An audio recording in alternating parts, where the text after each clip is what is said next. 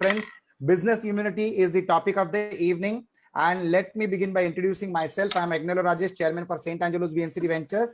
We are one of the largest villa developers in India, and I'm also a serial entrepreneur into multiple other businesses. Now, it's very interesting to understand on how can you build your business immunity. So we all talk about immunity related to health, but even business has its own financial health and operational health. So we need to understand how we can build that immunity. So it's very important for us to gauge and test our strength against our competition. We need to align the purpose of our business with the purpose of everybody around us.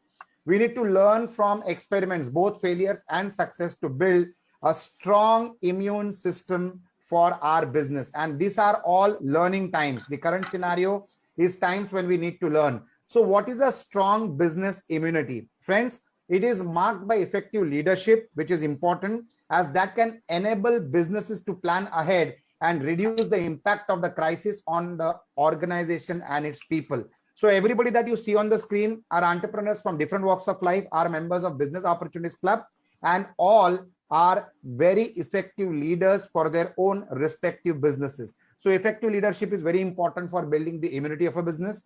Having a foolproof plan and strategy based on previous report analysis that acts as a cushion against any major industry or market changes.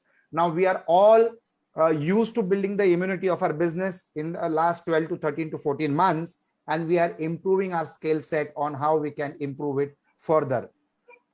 Friends, Fab India is a very interesting organization. Fab India mainly deals in manufacturing and selling apparels. However, during the lockdown, it quickly turned out to produce essential items and organic food products, and the results were surprising.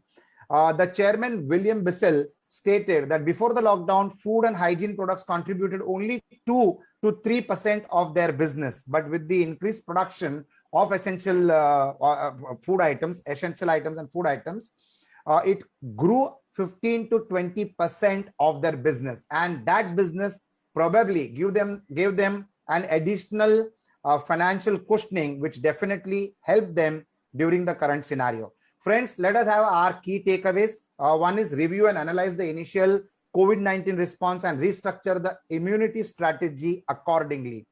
We need to understand the new customer needs and communicate with your clients. Remember, friends, even your existing customers will think like a new customer, because even the thinking has changed in the last 12 months. We need to make sure that we establish a plan to best manage and communicate with suppliers so that the supply chain remains steady, because we have to deliver our commitments. We also have to depend on people who will supply us materials, goods, and services, which we can package, repackage, reproduce, and supply to our customers. So supply chain needs to be very, very stable.